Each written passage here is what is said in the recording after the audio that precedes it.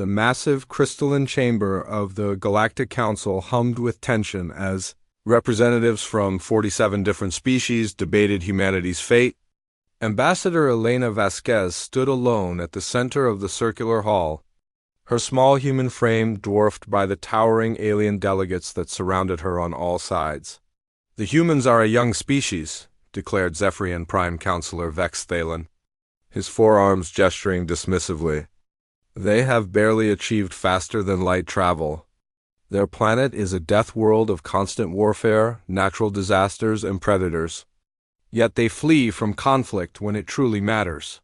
Murmurs of agreement rippled through the assembly. The Quillarian delegate's translator crackled to life. During the Outer Rim skirmishes, human colonies evacuated rather than fight. During the plasma storm crisis, they retreated to their home system. They talk of courage but show only cowardice when tested. Elena's jaw tightened, but she maintained her diplomatic composure. 3 years of negotiations had led to this moment. Humanity desperately needed membership in the Galactic Council to access advanced technologies and trade routes. Without it, Earth's expanding population would face resource shortages within decades. "Honored counselors," Elena began, her voice carrying clearly through the chamber's translation systems. "Humanity chooses its battles carefully. We believe in strategic thinking rather than reckless aggression." A harsh buzzing sound emerged from the insectoid Vrak delegate. Their translator rendered it as laughter. "Strategic thinking? Your species runs from every challenge. When the hegemony attacked Kepler Colony, your people abandoned it without a fight. When raiders struck your mining operations in the Centauri system, you evacuated rather than defend them." "Those were civilian populations," Elena protested. "We prioritized the safety of non-combatants." "Excuses," hissed the serpentine representative from the Salar Dominion. "A true warrior species protects what is theirs through strength, not retreat. The galaxy has no place for cowards who refuse to fight." The council chamber erupted in a cacophony of alien voices, each species adding their own criticisms of humanity's apparent weakness. Elena had heard it all before during the preliminary hearings. Humanity's reputation in the galaxy was that of a timid species that fled from every confrontation. What they didn't understand was that Earth's military doctrine emphasized the protection of civilians above all else. When faced with overwhelming force, human commanders evacuated non-combatants rather than used them as human shields. To the alien species of the galaxy, many of whom had evolved from hive minds or predatory pack hunters, this looked like cowardice. Counselor Vex Thalen raised his primary arms for silence. "We have heard enough debate. The evidence is clear. Humanity lacks the warrior spirit necessary for council membership. They are merchants and refugees, not defenders of galactic peace." "However," interrupted a new voice that sent ripples of tension through the chamber. The speaker was Warlord Kreshman of the Dominion Battle Fleet, his massive frame encased in ceremonial combat armor. Scars covered his reptilian features, souvenirs from a dozen campaigns. "I propose we give the humans one final chance to prove their worth." Elena's heart raced. This wasn't part of the planned proceedings. "The hegemony forces have seized the research station on Proxima 7, Kreshman continued. "They hold 43 scientists and engineers hostage, including representatives from 12 council species. Our intelligence suggests they're torturing the prisoners for information about our new hyperspace navigation systems." A collective hiss of anger rose from the assembled delegates. The hegemony was a rogue faction of various species that had been raiding council territory for months, but they'd never been bold enough to take hostages from an active research facility. "Our simulations show that any direct assault would result in heavy casualties among both rescuers and hostages," the warlord explained. "The station is heavily fortified, and the hegemony has threatened to execute all prisoners if we approach with a standard fleet." Elena felt a chill of anticipation. She could see where this was leading. "I propose this challenge," Kreshman declared, his yellow eyes fixed on Elena. "If humanity can rescue the hostages without significant casualties, we will reconsider their council application." If they fail, or if they refuse the mission, their cowardice will be proven beyond doubt. The chamber fell silent. Elena knew this was both an opportunity and a trap. The mission sounded impossible even for experienced Council military forces. But refusing would cement humanity's reputation as cowards forever. What are the specific parameters of this challenge? Elena asked, buying time to think. You may send any force you choose, but it cannot exceed 100 personnel, Kreshman replied. You have 72 hours to plan and execute the mission. The station's sensors will detect any approaching ships larger than a scout vessel, so you cannot rely on overwhelming firepower. Elena's mind raced through possibilities. Earth's military had been developing new special operations techniques, but they'd never been tested against alien technology. The challenge seemed designed to showcase humanity's weaknesses rather than its strengths. I need to consult with my government, Elena said carefully. Of course, Vex Thalen interjected with obvious satisfaction.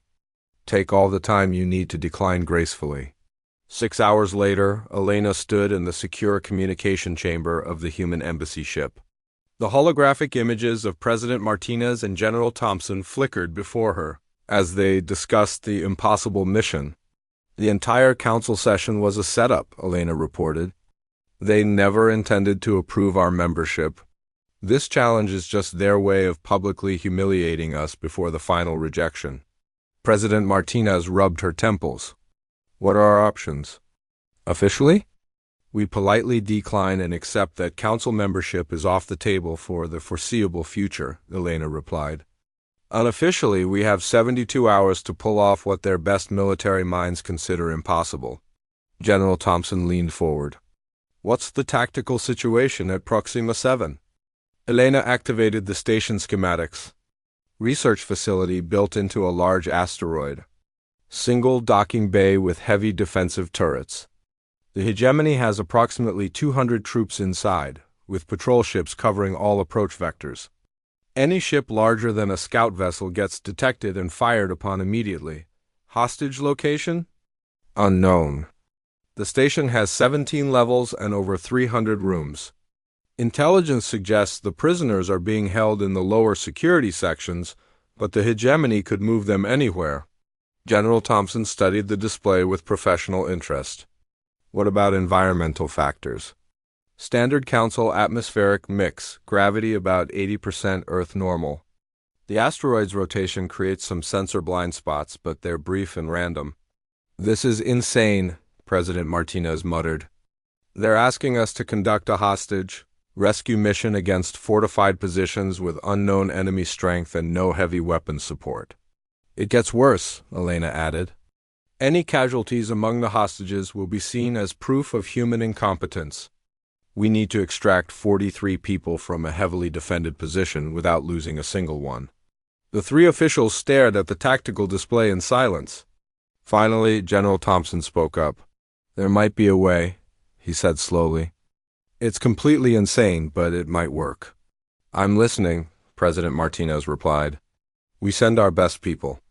Not 100 soldiers, not 50. We send 4, Elena blinked in confusion. 4? General, they're expecting us to fail, but sending only 4 people would be suicide. Not 4 people, Thompson corrected. 4 SEALs. The president leaned back in her chair. Explain. Naval Special Warfare Development Group has been working on something new. Advanced tactical gear designed specifically for hostile environment operations.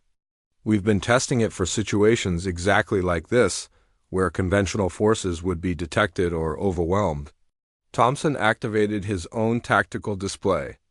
The beauty of sending only 4 people is that they can slip past sensors that would detect larger forces. A single scout ship could get close enough to launch a stealth insertion pod. 4 SEALs with cutting-edge equipment could move through that station like ghosts. 4 people against 200? Elena shook her head. The odds are impossible. The odds are impossible for conventional thinking, Thompson agreed. But SEALs don't think conventionally. They're trained to operate in environments where they're outnumbered 50 to 1. They're experts at stealth, infiltration, and precision strikes. Most importantly, they specialize in hostage rescue operations. President Martinez was quiet for a long moment. What's the success probability? With conventional forces? 0, Thompson answered honestly. With our best SEAL team and experimental gear? Maybe 20%? But it's the only plan that has any chance at all. 20%, the president repeated. Those are terrible odds. Yes, ma'am. But the alternative is accepting that humanity will never be taken seriously by the galactic community. Sometimes you have to take calculated risks. Elena found herself thinking about the bigger picture. If we succeed, it changes everything. Not just council membership, but how every species in the galaxy sees humanity. And if we fail? Then at least we fail while fighting instead of running away, Thompson replied. Sometimes that matters more than win. Lieutenant Commander Marcus. Webb checked his gear one final time as the stealth insertion pod drifted silently toward Proxima 7. Beside him, his 3 teammates ran through their own pre-mission rituals with the calm precision that came from years of impossible operations. Chief Petty Officer Sarah Chun adjusted her tactical visor. The advanced heads-up display showing thermal signatures and structural analysis of the approaching research station. Petty Officer First Class Andrei Kowalski tested the seal on his atmospheric recycler, while Petty Officer Second Class David Kim verified the charge levels on his electromagnetic pulse grenades. 30 seconds to insertion, Webb whispered into his throat mic. Remember, we're not just representing the team or the Navy today. We're representing humanity itself.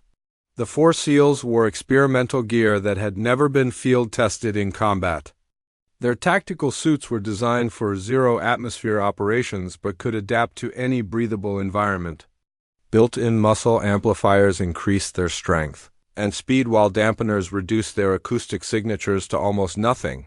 Most importantly, their suits were equipped with adaptive camouflage systems that could match visual, thermal, and even electromagnetic signatures to their surroundings. To alien sensors, they would appear as little more than background radiation. 15 seconds, Chun announced, monitoring the approach trajectory. As the team's technical specialist, she had studied every schematic and security protocol the Council Intelligence Services had provided about the research station. Webb felt the familiar calm that always settled over him before an operation. The odds were impossible, the stakes were higher than anything he'd ever faced, and the entire galactic community expected them to fail. In other words, it was just another Tuesday for naval special warfare. Insertion point confirmed, Kowalski reported. The explosives expert had identified a maintenance airlock on the station's blind side, hidden from the main sensor arrays by the asteroid's irregular rotation. 10 seconds. Remember the mission parameters? Webb said. 43 hostages, unknown locations, approximately 200 hostiles. We get everyone out alive or we don't come home. The insertion pod made contact with the station's hull with barely a whisper of sound. Kim immediately began working on the airlock's electronic systems, his cybersecurity training allowing him to bypass alien security protocols that had been developed by dozens of different species. I'm reading 4 different security layers, Kim reported quietly. Council standard, hegemony modifications, and 2 systems I don't recognize. How long? Webb asked. Give me 3 minutes for a clean entry. 30 seconds for a messy one? Clean entry. We don't want to announce our presence until we're ready. While Kim worked, Chen scanned the station's interior with passive sensors. I'm detecting massive electromagnetic interference from the lower levels. The hegemony is definitely jamming communications down there. Hostage location? Kowalski asked. Most likely levels 14 through 16. The jamming signature suggests they're trying to hide something important in that area. Webb studied the tactical display on his visor. 17 levels, over 300 rooms, and they had maybe 6 hours before the hegemony got suspicious about the lack of council activity and started executing prisoners. Entry secured, Kim announced as the airlock cycled open. Their security systems now think we're a routine maintenance diagnostic. The 4 SEALs slipped into the station like shadows. Webb took point, his weapon raised but set to its quietest setting. Behind him, Chun monitored electronic traffic while Kowalski and Kim covered their flanks. The research station's corridors were designed for comfort rather than defense. Soft lighting and curved walls created a peaceful atmosphere that was completely at odds with the current situation. Emergency lighting blinked intermittently, suggesting the hegemony forces had modified the station's power grid. "Contact," Chun whispered. "Two hostiles next junction." Webb peered around the corner and saw two hegemony guards stationed at an intersection. They were tall, muscular humanoids with gray skin and heavy weapons that looked capable of cutting through the station's bulkheads. More importantly, they looked bored. Webb signaled for Kim to circle around while he and the others created a distraction. In 30 seconds, both guards were unconscious and secured with zip ties, their weapons confiscated. The entire encounter had made less noise than a whispered conversation. "Level 3 secured," Webb reported as they dragged the guards into a storage room. Proceeding toward the communication center. According to Council intelligence, the station's main communication array was located on level 8. If they could access it, Chun might be able to slice into the hegemony's internal network and locate the hostages. Moving through the station was like navigating a three-dimensional maze. Each level had a different layout designed by different species for different research purposes. The human SEALs adapted quickly, using their suit sensors to map the environment and identify potential threats. "This is fascinating," Chun whispered as they reached level 6. "The hegemony has installed completely incompatible security systems. They're using Zephyrian motion detectors with Quillarian access controls and VRAC communication protocols. Everything's fighting everything else, which means?" Webb asked. "Which means their own people probably can't use half of these systems properly.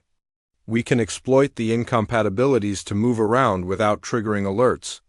They encountered 3 more guard patrols on their way to the communication center, each one neutralized with the same silent efficiency. Webb was impressed by how predictable the enemy movements were. The hegemony forces were used to overwhelming opposition with superior numbers and firepower, not dealing with small unit infiltration tactics. "Communication center located," Kim reported as they reached level 8. "Heavy security presence. I count 12 guards and what looks like a command center." Webb studied the tactical situation.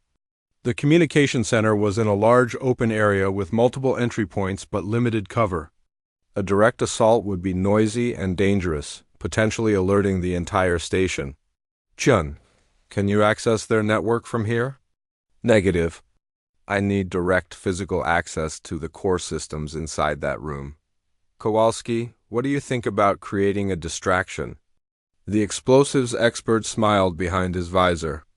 "I've been looking forward to field testing the new resonance charges. They're designed to create localized system failures without permanent damage."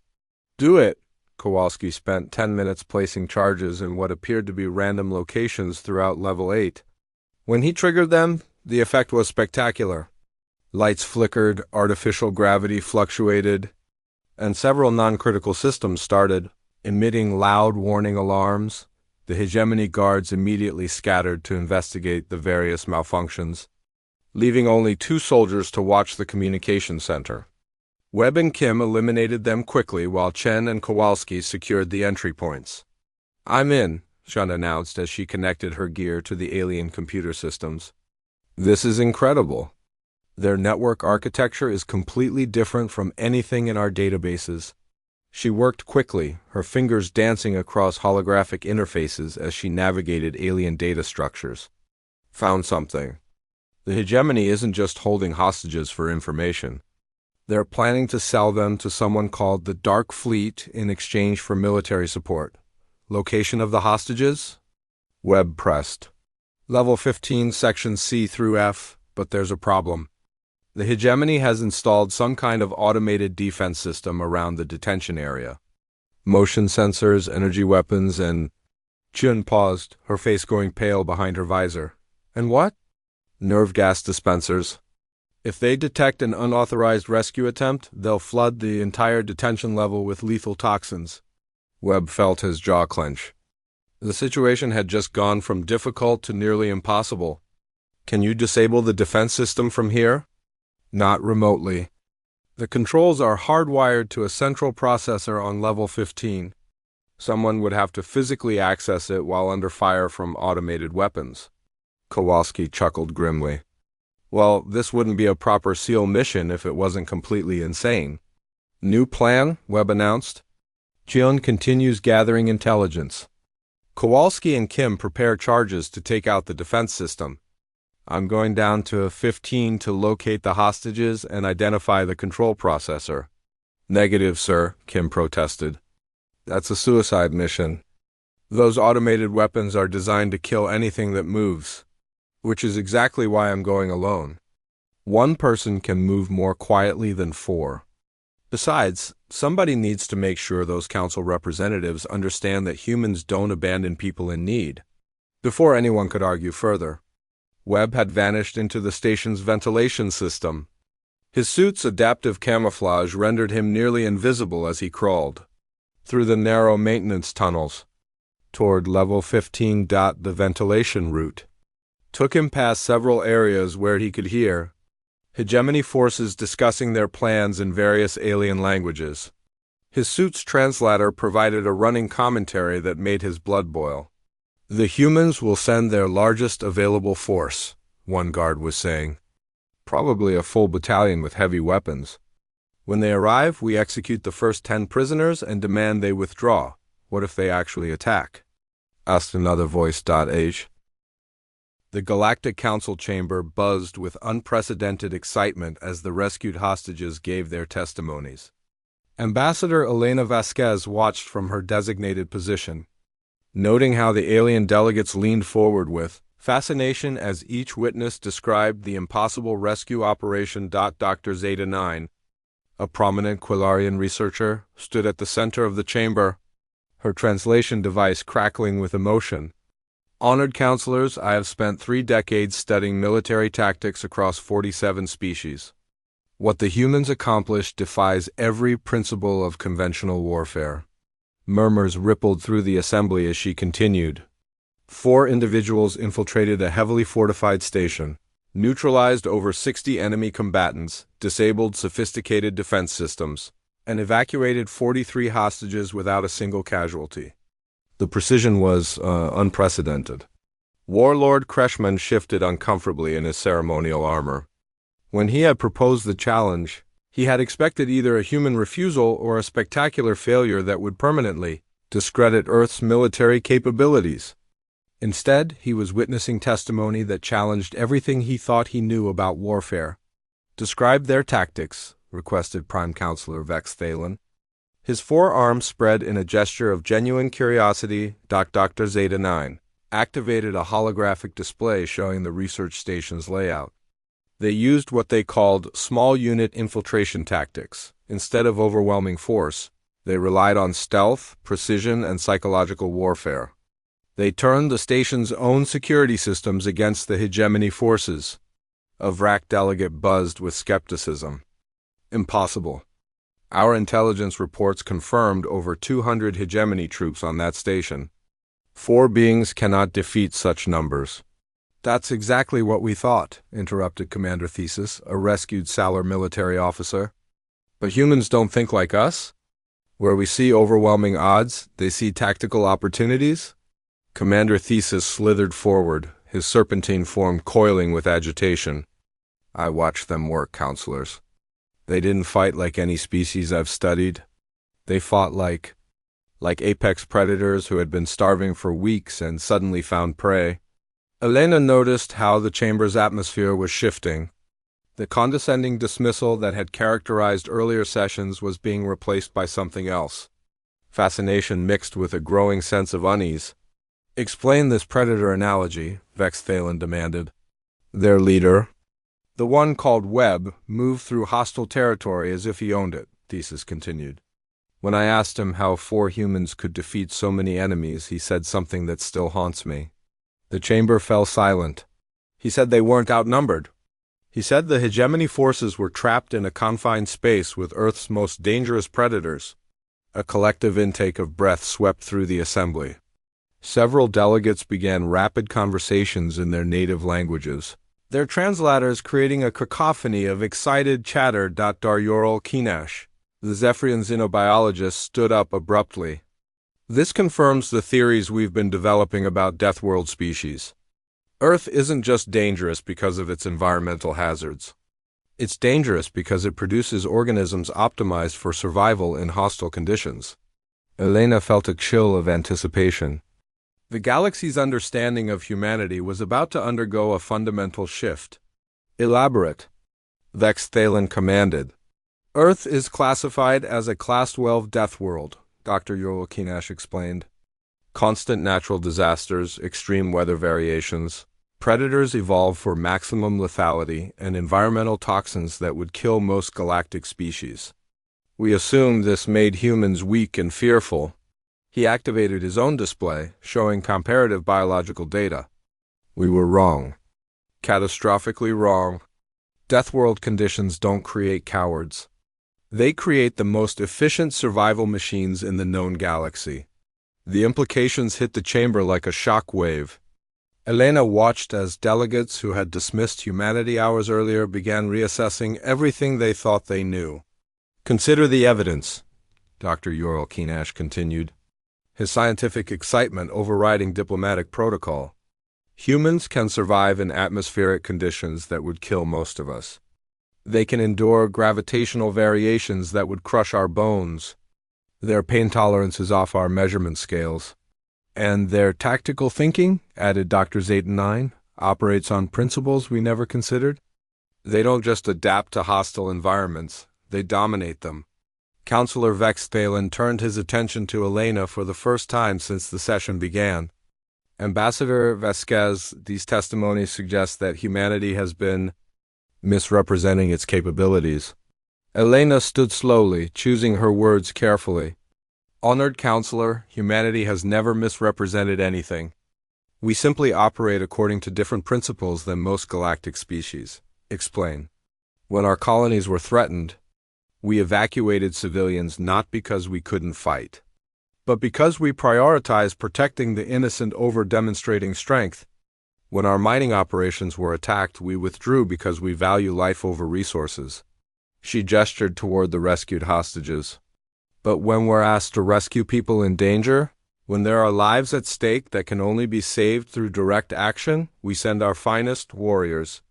And our finest warriors don't know how to fail. The chamber erupted in debate.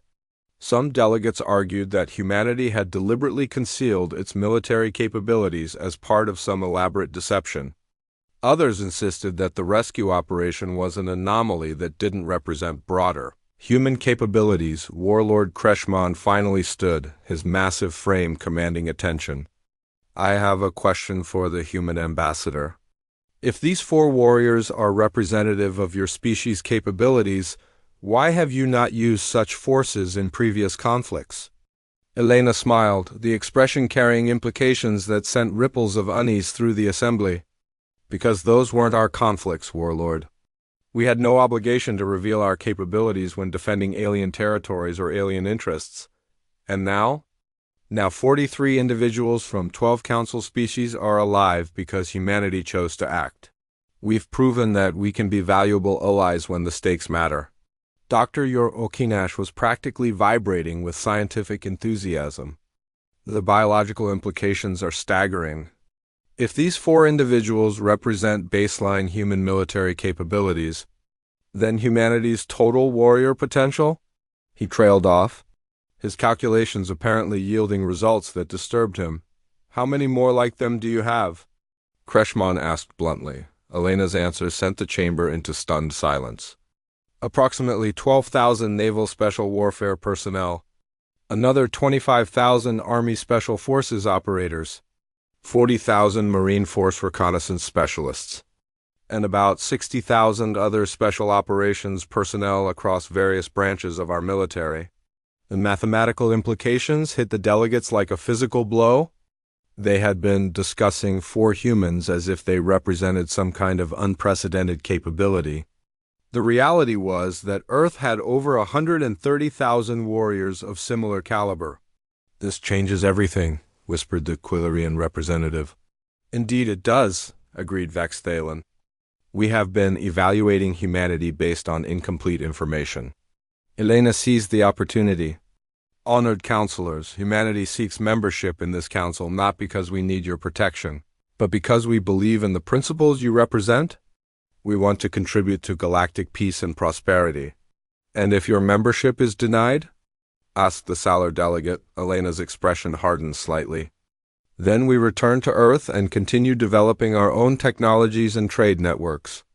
"But you should understand that the galaxy is becoming increasingly dangerous. The hegemony raid on Proxima 7 won't be their last operation." She gestured toward the rescued hostages. "Next time, you might not have humans available to clean up the mess."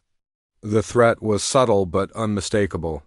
Humanity was offering partnership, not subordination. Commander Thesis spoke up again. "If I may address the Council? During our captivity, the hegemony forces spoke of something called the Dark Fleet. They mentioned plans for expanded operations against Council territories. What did they reveal?" Vexthalen asked urgently. "The human commander's electronic specialist recovered detailed intelligence during the rescue operation. They've shared all of it with Council security forces." Elena nodded. "The data includes hegemony base locations, fleet movements, supply lines, and strategic objectives. Consider it our contribution to galactic security, regardless of the Council's decision regarding our membership." Dr. Eurokinash was studying his biological data again. "There's something else the Council should consider. If humans are this effective in military operations, imagine their potential contributions to science, technology, and diplomacy." "Explain," Kreshman demanded. "Deathworld evolution doesn't just create effective predators. It creates innovative problem solvers, beings who can find solutions when conventional approaches fail. The same mental flexibility that allowed 4 humans to defeat 200 enemies could revolutionize our approach to dozens of galactic challenges." Elena felt the momentum of the debate shifting in humanity's favor. What had begun as a trap designed to discredit Earth was becoming a revelation of human potential. "There is precedent for emergency membership consideration," noted the VRAC delegate. "When our